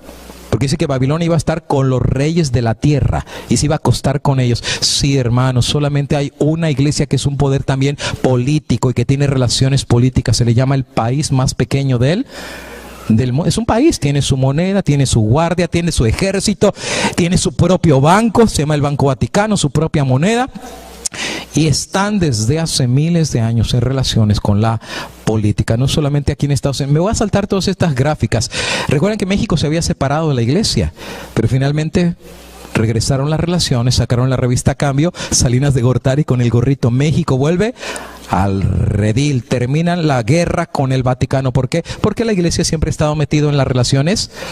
¿Qué? Yo digo, ¿y cómo la Biblia sabía todas estas cosas? Porque Dios es Dios, por eso Dios es Dios. Y mira, ha tenido relaciones con todos los reyes de la tierra, viajando a Washington, reuniéndose con los líderes políticos de las naciones. Lo mismo que decía, en vez de haberle sido fiel a Dios, se acostó con los reyes de la tierra. Y bueno, otra, te perseguiría a los santos del Altísimo. Apocalipsis capítulo 17, versículo 6. Y la mujer la vi ebria de la sangre de los santos y de la sangre de los mártires. Esta iglesia habría de perseguir a aquellos que se iban a mantener leales a Dios. ¿Habrá alguna iglesia que había hecho persecución en el nombre de Dios? Mira, me salto estas gráficas, ya el tiempo se me pasó. Y tengo que finalizar. Sí, ha habido una iglesia que lo ha hecho. He escuchado de la Santa Inquisición. Yo siempre me pregunto, ¿y qué de santa tiene la Inquisición? ¿Sabe qué les hacían en la Santa Inquisición? ¿Ha escuchado los instrumentos de tortura? Santa Inquisición, donde les cortaban los pies con la cruz en el nombre de Cristo. De hecho, hay un libro que escribió un autor mexicano que se llamaba En el nombre de Dios, las atrocidades que en el nombre de Dios se hicieron. De hecho, fueron tan graves que apenas tuvieron que pedir perdón. Apenas hace poco pidieron perdón de tanta atrocidad. Es más, aún aquellos que eran católicos hasta tenían miedo, porque cualquiera que se quería deshacer del vecino que le caía mal decía, este es el hereje, y lo agarraban y lo destrozaban en la Santa Inquisición. Eso fue horroroso. Millones murieron en la llamada Santa Inquisición. Yo he viajado a Colombia, Nicaragua, a Guatemala, y yo he ido a los museos de la Santa Inquisición. Asusta nada más de meterse. Es horrible, nada más uno tiembla de ver esos instrumentos que fueron ideados para masacrar. ¿Y sabes cuál era el pecado de aquellos que estaban siendo masacrados? Creer en Dios y en su palabra. Ese era el pecado. Desafiar la autoridad de la iglesia, por el escrito está según la palabra del Señor, y lo pagaron bañados en sangre. La matanza de Bartolomé, lo puedes leer, está en Conflicto de los Siglos. Miles de miles murieron en el nombre de Dios en la Santa Inquisición. Otra característica, y es la última, ya con esto estoy finalizando, para el que le quede duda, son 27 características, 27, nada más di como 5, son 27 y las 27 casan exactamente con la Madre Iglesia. Pero te voy a dar una última para aquel que tenga dudas. La Biblia dice que no solamente este poder va a ser un poder blasfemo, también dice que es un poder que está lleno de abominaciones. Mira lo que dice ahí: una mujer sentada sobre una bestia llena de nombres de blasfemia. Y tenía en la mano un cáliz de oro, la copa. Por eso la foto aparece la ramera con una copa. ¿Y qué tiene la copa? Llena de abominaciones y de la inmundicia de su fornicación. Prácticamente la copa tiene abominaciones. Blasfemia, ya sabemos que es una blasfemia. Siendo hombre, perdonar pecados, y siendo hombre, tomarse el título de Dios. Pero ¿qué es una abominación? Escucha lo que la Biblia dice acerca de que es una abominación delante de Dios. Éxodo capítulo 20 y el versículo 3 al 5 están los 10 mandamientos. Y los primeros mandamientos son los que fueron cambiados. Ves, el Catecismo Católico ya no dice eso. Pero mira lo que dice la Biblia acerca de los ídolos.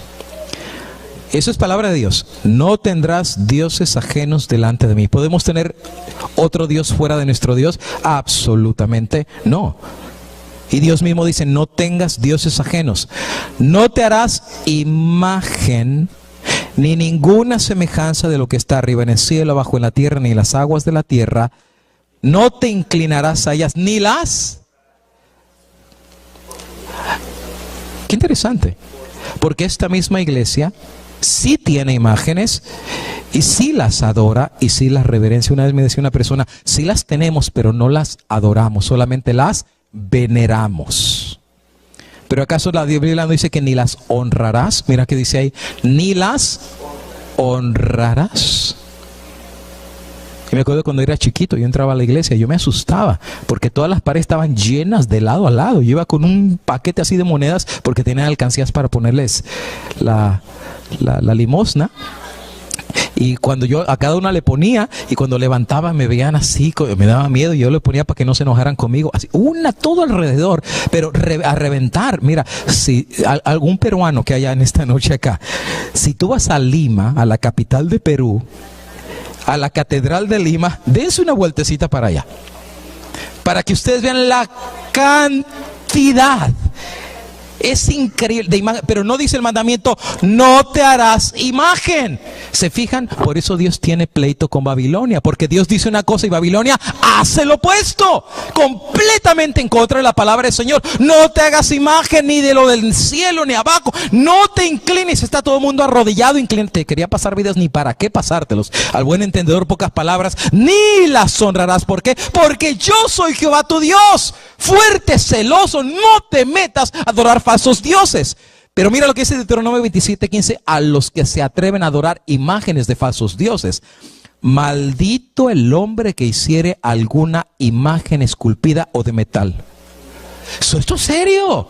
Esto es una maldición que recae contra aquellos que están pisoteando el mandamiento de Dios. Ahora, aquel que se atreva a levantar imágenes y adorarlas, ¿cómo le llama Dios a eso?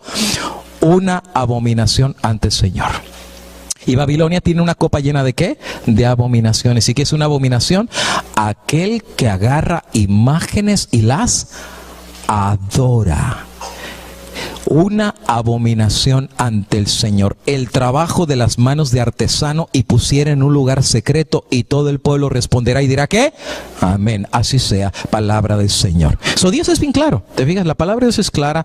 Cualquier niño la puede entender. No necesitas intérprete. Esto es bien sencillo de entender. Mira qué sigue diciendo. Primer libro de Samuel 15:23.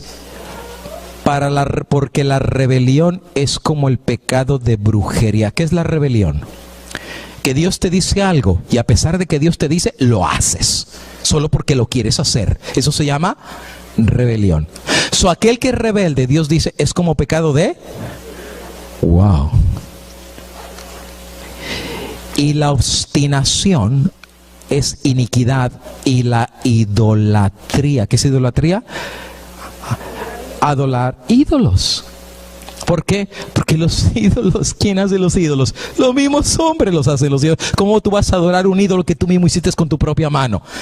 Si es Dios, que se te aparezca, ¿verdad? En una estatua. Y si yo soy Dios, entonces sí, pero tú mismo lo haces y dices, mi Dios, ¿cómo es eso? Que tú eres más grande que Dios porque tú hiciste a tu Dios. Pero mira qué dice ahí: por cuanto desechaste la palabra del Señor, Él también ha desechado para hacer rey. Qué interesante. Aquella persona que Dios le da una indicación y no obedece la palabra de Dios es como pecado de brujería y de obstinación. Ahora, penúltimo versículo, y este sí ya más claro no puede estar. Escucha. Ezequiel 16, 16, 17. Anota este versículo es clave. Y Tomás, Dios le está hablando a Israel, porque Israel sí se atrevió a hacer esto. Agarró ídolos y los adoró. Y mira lo que hicieron. Y Dios les habla: tomaste de tus vestidos y te hiciste lugares altos. ¿Qué son lugares altos? Altares, donde arriba ponía las imágenes, ponía los ídolos. Hiciste altares, fornicaste sobre ellos. ¿Recuerdas Babilonia que fornicó? ¿En qué sentido fornicó? Que se postró de rodillas delante de sus ídolos y los adoró, cuando había un Dios en el cielo. Pero ellos hicieron ídolos, les hicieron altarcitos y fornicaron. Cosa semejante nunca había sucedido ni sucederá más. Tomaste asimismo tus hermosas alhajas de oro y de plata que yo te había dado, y te hiciste imágenes de hombre y fornicaste con ellas, y tomaste tus vestidos de diversos colores y las cubriste, y mi aceite y mi incienso pusiste delante de ellas. O sea, primero las esculpen, las tallan, las arreglan, las visten, porque ellos no se pueden vestir. Por eso la Biblia dice, te voy a poner más adelante lo que Dios dice de las imágenes: las visten, les ponen joya, les ponen oro, y ya que las ponen en un altar, agarran incienso y velas y se las ponen delante de las imágenes. ¿A qué les suena eso? Por eso Dios a esto le llama abominación. Y hoy en día, la Babilonia moderna, más claro no puede estar.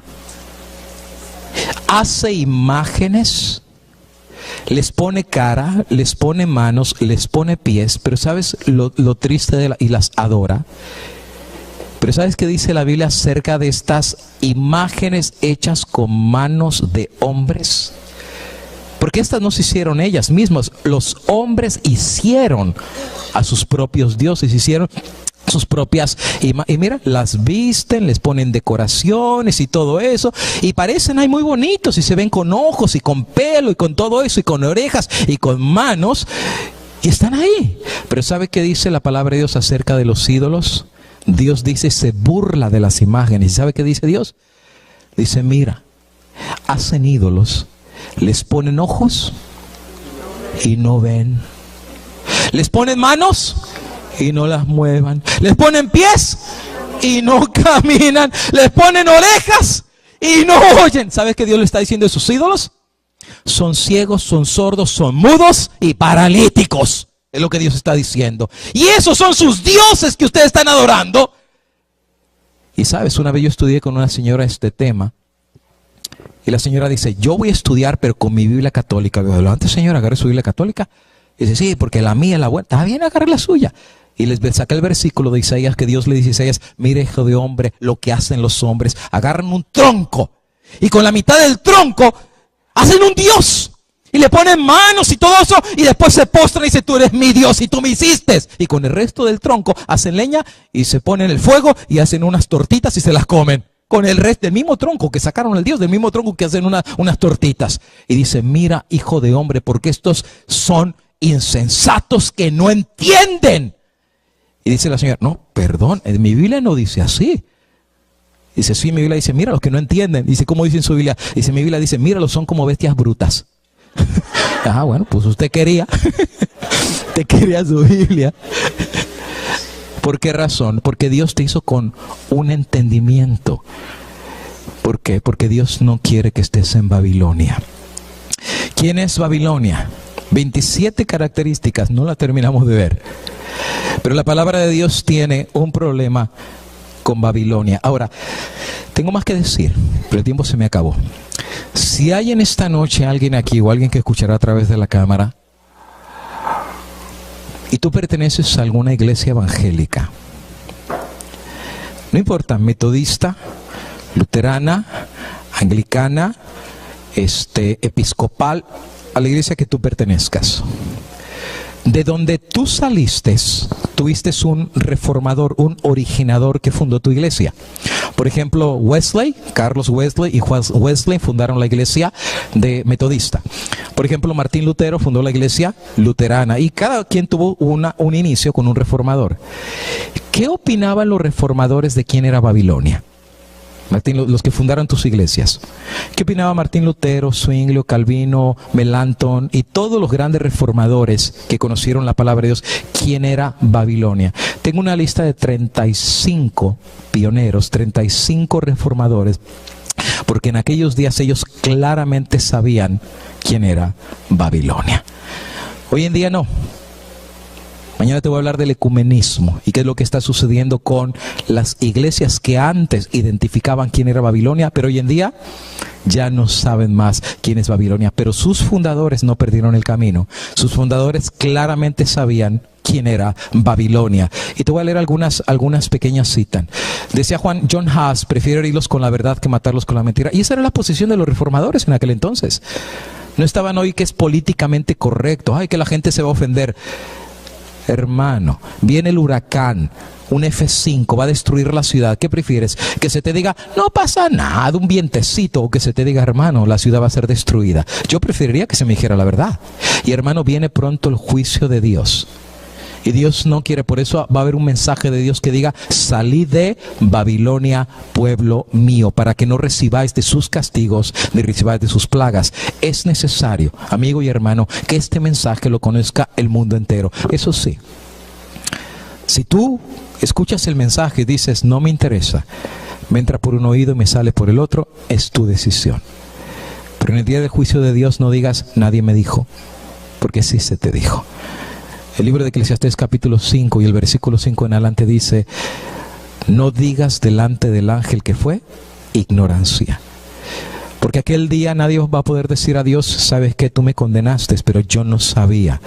Por eso Dios quiere que brille la luz de la verdad. Y en mi hogar nosotros crecimos de generación en generación practicando estas cosas. Toda nuestra vida, desde que yo era chiquitito, me acuerdo que una vez viajó el Papa Juan Pablo II a México. Y me acuerdo cuando el avión todavía iba volando y las cámaras lo estaban sacando, mi padre nos obligó a estar de rodillas delante de la televisión y decíamos, papá, pero ¿por qué? Y si es que viene el Santo Padre, pues si la televisión, y dice, ¿qué importa? Está agarrando su imagen. Y es como que el Santo Padre está acá, póngase de rodillas. Y ya nos dolían las rodillas, porque creíamos eso. Teníamos nosotros imágenes, yo tenía un crucifijo grande en la cabecera de mi cama, y no había noche que yo me fuera a dormir sin hacer mis rezos. Toda mi vida me enseñaron eso, desde que era bien pequeñito. Ahora, yo te quiero decir una cosa, Dios ama a todas las personas en todas las iglesias. Aquí no se trata de decir, el pastor qué duro le tiró una iglesia. No se trata de eso. Aquí estamos hablando de la verdad contra la mentira. Y yo prefiero la verdad, por más dura que ésta sea, por más que ésta corte, la verdad es la verdad. Y la única forma que los hijos de Dios pueden ser libres es a través de la verdad. Cuando nos llegó el conocimiento de la verdad, fue a través de mi papá. Mi papá estaba trabajando, y cuando mi papá trabajaba dando las licencias de manejo en el estado de Aguascalientes, un día llegó un pastor, pero ya las oficinas estaban cerradas, y entonces mi papá dijo: no, yo no voy a atender a nadie. Y entonces va a la secretaria y le dice: señor, está cerrado, pero dígale que soy un pastor y vine de lejos y necesito una licencia. Y la secretaria fue con mi papá y le dijo: es que es un pastor. Ah, un pastorcito. A mi papá le gustaba burlarse de los pastores. Pásemelo. Y lo pasó. Y dice: así que usted es un pastorcito. Sí, se hizo un ministro. ¿Y de qué nación es ministro? Burlándose de él. No, pues ministro del Señor, necesita una licencia. Y dice: pero usted quiere saber de Dios, yo le enseño. ¿Usted me va a enseñar a mí de Dios? Sí, yo no, pero la palabra del Señor. ¿Y sabe qué? Si quiere le doy esta Biblia y con esta Biblia vamos a estudiar. Deme su dirección y yo llego ahí. Mi papá lo agarró de juego. Ah, está bien, deme la Biblia y véngase el día de mañana a esta hora y yo lo voy a estar esperando. Y le dio la dirección. Mi papá llegó ese día. Nosotros acostumbrábamos a abrir la puerta del carro de mi papá. Y entonces mi papá abrió la puerta, bajamos y trae una Biblia roja, me acuerdo. Y le digo: papá, ¿y qué es esto? Y dice: es que mi hijo, nos vamos a hacer santos, burlándose del hombre. Y se lo ve a mi papá. Pasó la tarde y al otro día, en la tarde, que va llegando el pastor. Y se apareció. ¡Ay, qué hacemos! Y papá, como es hombre de palabra, dijo: hijos, vénganse para acá, que nos van a dar un estudio. Y nos sentamos. El pastor nos dio el estudio encantados. Nos habló de la Biblia, la palabra de Dios y todo eso, que es lámpara a mis pies. Y después me dijo: ¿tú cómo te llamas? Le digo: me llamo Juan. Dice: ¿tú sabías que tu nombre está en la Biblia? ¿Mi nombre? Sí, el apóstol Juan. Ay, ya con eso me compró, ¿verdad? Y nos encantó. Empezamos a estudiar y estudiar y estudiar y estudiar. Y la palabra de Dios empezó a hacer un efecto en nuestro corazón. Las tinieblas que por tantos años habían estado sobre nuestros ojos. Y Dios sabe que no es culpa tuya. Es lo que te enseñaron. Y Dios sabe que tú eres sincero. Nosotros éramos muy sinceros. A 100 millas estaba la Basílica de la Virgen de San Juan de los Lagos. Y mi papá nos hacía ir una vez al año caminando. Chiquitos íbamos, pero íbamos en una procesión. Llegamos a la basílica y de rodillas se nos rompían los pantalones a llegar hasta la parte de enfrente del altar para hacer devoción por algo que le pedíamos a la Virgen. Eso nos enseñaron desde que éramos muy chiquitos. Pero cuando viene la palabra de Dios, entonces tú dices: ¿a quién le creo? ¿A lo que me enseñaron o al escrito está de la palabra del Señor? Y obviamente Dios y su palabra imperó en nuestras vidas. Y no fue fácil. Mi padre había sido alcohólico desde los 4 o 5 años. Mi abuelo los regaló, los repartió porque se quedó sin dinero, eran muchos, y le tocó estar con un señor que desde los 4 años lo enseñó a tomar. Mi papá tenía 40 años, ya tenía casi cirrosis hepática, mi padre se estaba muriendo. Pero cuando entró la luz del Evangelio, algo empezó a pasar en el corazón de mi padre, algo que yo no te puedo explicar, y ese es el poder del Evangelio. Yo no soy pastor porque te vengo a enseñar algo que yo sé. Yo soy pastor porque yo he visto el poder de Dios en su palabra. Hay un poder que yo no te puedo explicar. Lo vi en mi hogar, un hogar que estaba destruido. Ya el diablo nos tenía en sus manos. Mi padre era violento, mi madre más. ¿Cuántas veces se pelearon delante de nosotros? ¿Cuántas veces se sangraron delante de nosotros? Mi madre nos echaba para atrás. Mi madre peleaba y lo arañaba y lo arrastraba. Nosotros veíamos eso. Mi padre era comandante de la policía. Y un día llegó mi padre borracho, insultó a mi madre, creo que le pegó. Mi madre no lo aguantó, se levantó, empezaron a pelear. Nosotros estábamos en la sala, apenas habíamos cenado. Y mi madre no aguantó más. Mi madre agarró, le sacó la pistola y sin pensarlo 2 veces le vació toda la carga de la pistola a mi padre delante de nosotros. Ya el diablo nos tenía en sus manos, ya éramos de él. Y saben, solo por la pura gracia de Dios, solo porque Dios es grande, solo porque Dios es grande y su misericordia es para siempre, ni una sola bala le dio a mi papá. Mi pobre padre se tocó a ver si alguna bala le había entrado el techo por todos lados. Mi madre temblando con la pistola. Hasta lo borracho se elevó a mi papá y salió corriendo que no lo alcanzó. Mire, ya estábamos en las manos de Satanás. Éramos ya de él. Pero Dios se compadeció de nosotros y brilló la luz. El buen pastor vino a buscar a sus ovejas que estaban en la oscuridad y no fue fácil. Si el tema de esta noche te ha dolido, yo te entiendo, porque a nosotros nos dolió. Tantas veces estudiamos y cada tema que se da era o la palabra de Dios o yo. Pero hermano, cuando tú haces un lado el yo y dices lo que dice la palabra del Señor, hay una bendición que va recibiendo. Y sabes, Dios nos empezó a bendecir nuestro hogar. Mi padre, por la pura gracia de Dios, dejó de tomar alcohol. Alabado sea el nombre del Señor. No tuvo que intervenir mano humana para ese milagro, solamente por eso soy pastor. Porque yo creo que Dios es real, yo creo que Dios existe. Y si Dios hizo ese milagro con mi padre, Dios lo puede hacer contigo, querido amigo y hermano. Pero sabes, mi madre no aceptó. Mi madre no aceptó. Mi madre dijo, yo nací en esta iglesia y en esta iglesia me voy a morir. Pero madre, la palabra del Señor, a mí no me importa la palabra de Dios, me importa lo que me han enseñado. Mi madre era muy dura, era muy dura. Y me recuerdo que llegó el momento que nos íbamos a entregar a Dios, nos íbamos a bautizar. Y finalmente mi madre dijo, si ustedes se bautizan, yo los dejo, los abandono. Y mi madre nos maltrató muy fuerte, muy fuerte. Yo tenía 10 años, yo llegaba de la escuela y le decíamos, mamá, tenemos hambre.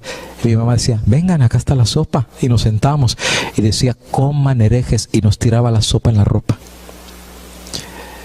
¿Saben cuántas veces mi madre nos sacó de la casa y nos dijo, en esta mesa no comen los herejes? Y tuvimos que comer en la banqueta de la calle. Y la gente pasaba y nos veía con nuestro platito comiendo, con la tortilla, en la calle. Porque no podíamos comer en la misma mesa de nuestra madre, porque éramos herejes. Y me acuerdo cuántas veces yo lloraba en la noche y le decía, Señor, y para esto nosotros conocimos esta verdad. Y es un sentimiento tan agridulce, dulce, porque has conocido a Dios y estás conociendo la verdad, pero agrio, porque hay un precio a pagar. Hay un precio. Jesús dijo, el que no deja padre o madre por mí no es digno de mí. Y esa es la verdad. La verdad no solamente se escucha y dice, ¡ay, qué bonito! Tienes que seguirla por amor a Dios.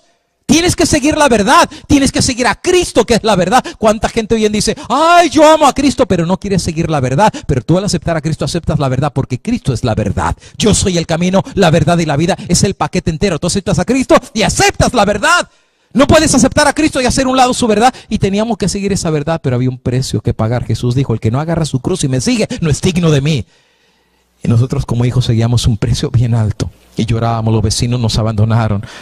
Los tíos nos dejaron, los primos nos dejaron de hablar, los abuelos no nos querían ver ni en pintura. Nos quedamos solos. En la escuela se burlaban de mí porque les hablaba de Dios. Era un niño de 10 años. Ahí viene el aleluya, ahí viene el protestante, ahí viene el sinvergüenza. Qué duro. Qué duro. Esas oraciones que uno hacía de noche, Señor, ¿qué hago? Pero la luz de la verdad brillaba. Y esa vocecita que te dije, que nos decía, no te dejaré ni te desampararé, te guiaré con la diestra de mi justicia. Nos agarramos de Dios. Mi padre un día nos reunió y nos dijo, hijos, yo me voy a entregar al Señor.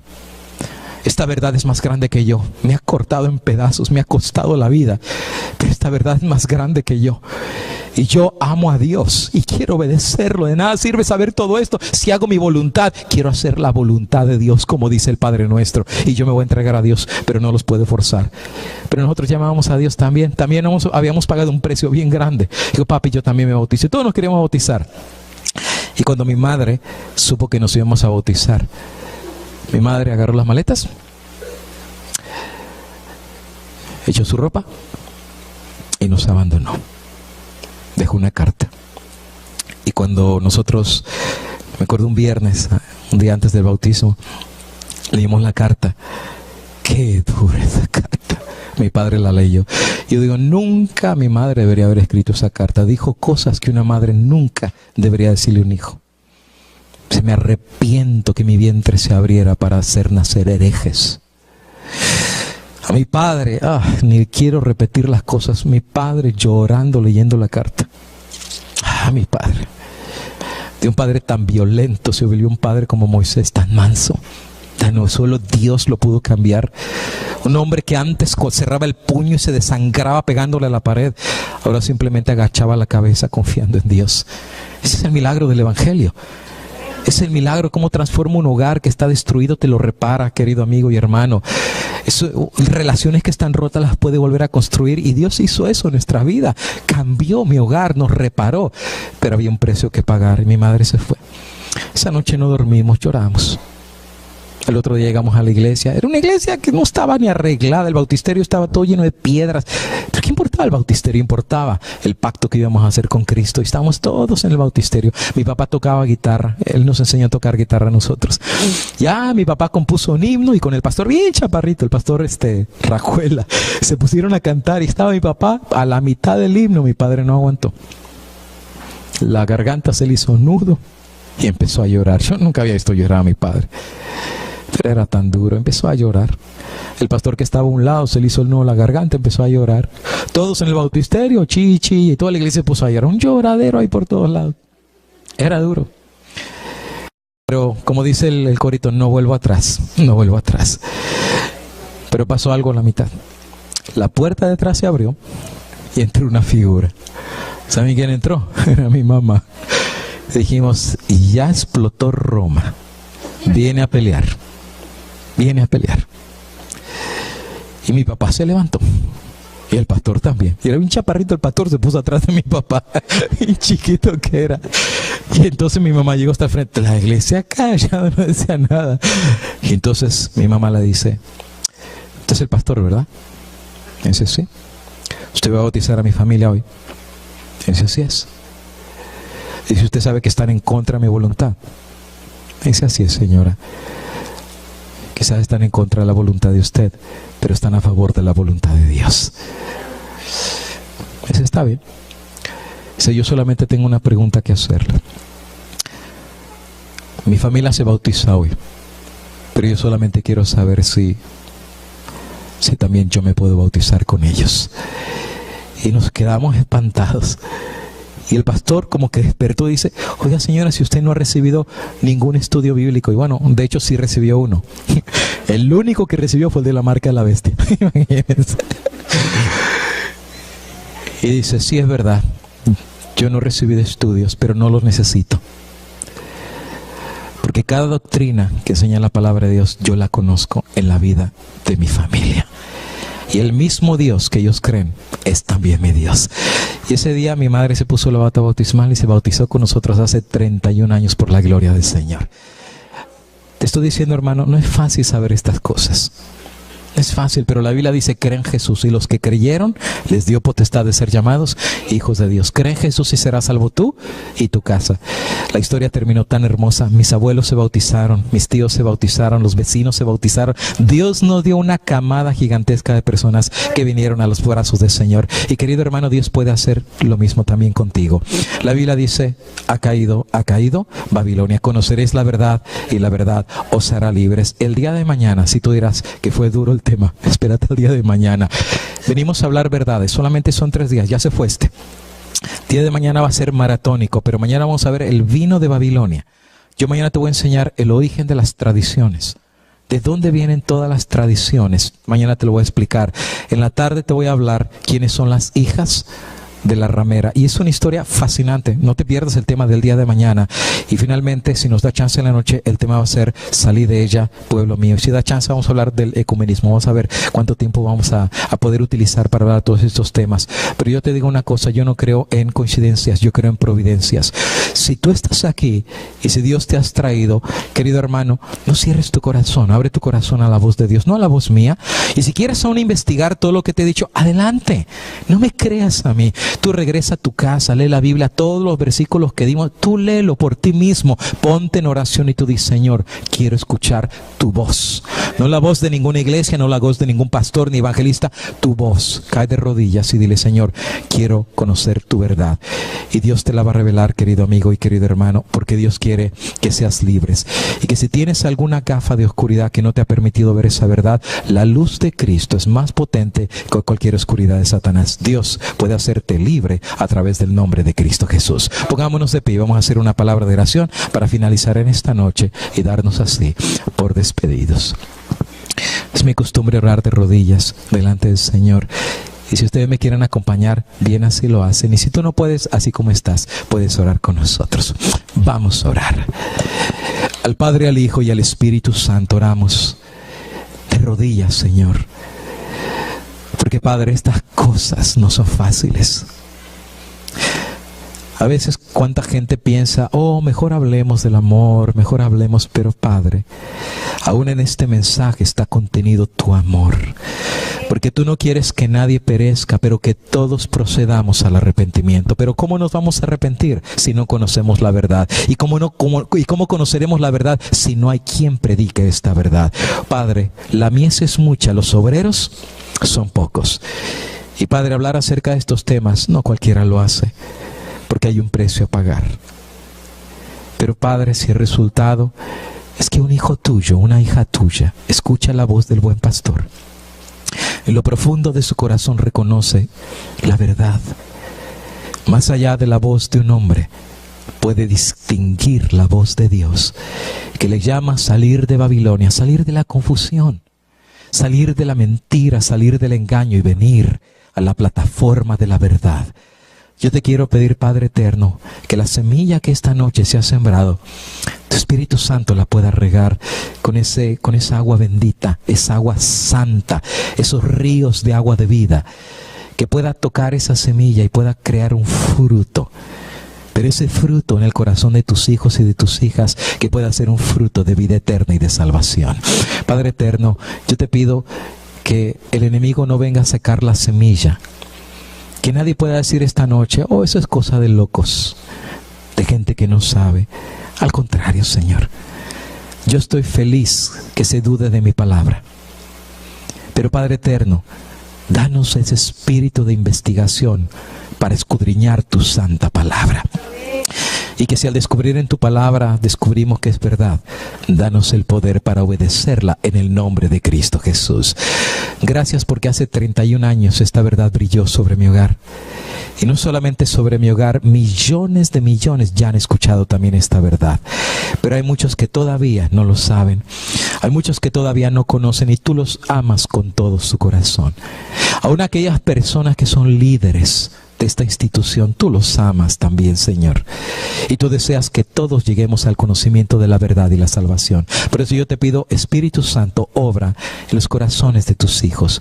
Obra en el corazón del mundo, para que, Padre eterno, cuando llegue el momento que esta verdad les brille, porque va a brillar, esa es la promesa de tu palabra, el mundo entero será iluminado con la gloria de Dios en este mensaje. Que, Padre eterno, los corazones respondan positivamente a la voz de Dios. Que Dios nos bendiga y que Dios nos guarde.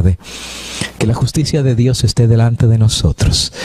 Que la misericordia de Dios esté también enfrente de nosotros. Pero sobre todas las cosas, que el Dios del cielo, que tanto nos ama, pueda poner en nosotros, tanto en ti como en mí, al recibir su palabra, la paz que solamente Cristo nos puede dar.